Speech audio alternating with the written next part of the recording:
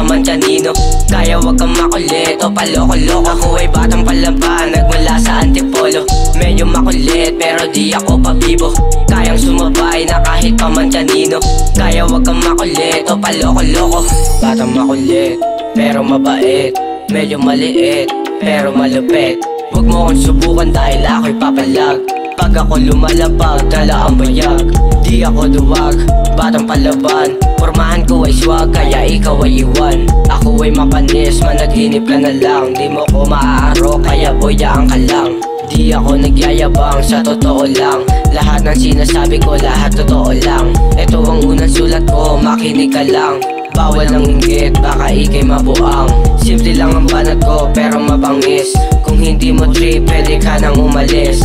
Di ko kailangan ng hindi naniniwala. Ikaw ay tumabi kung meron ka sa'king tiwala. Ako ay batang palaban, nagmula sa Antipolo.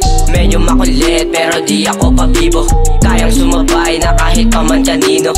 Kaya wag kang makulit o paloko-loko. Ako ay batang palaban, nagmula sa Antipolo. Medyo makulit, pero di ako pabibo.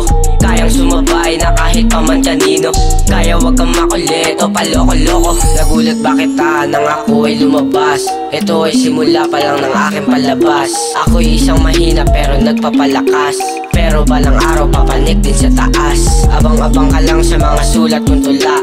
Lahat ay lalabas pero wag kang mabibigla. Simple lang naman akong sumulat ng tugma. Hindi to masakit, ang isip mo'y mawawala. Halika sumabay, kasakinan sa ganon. Nang malaman mo naman kung paano ako mambaon.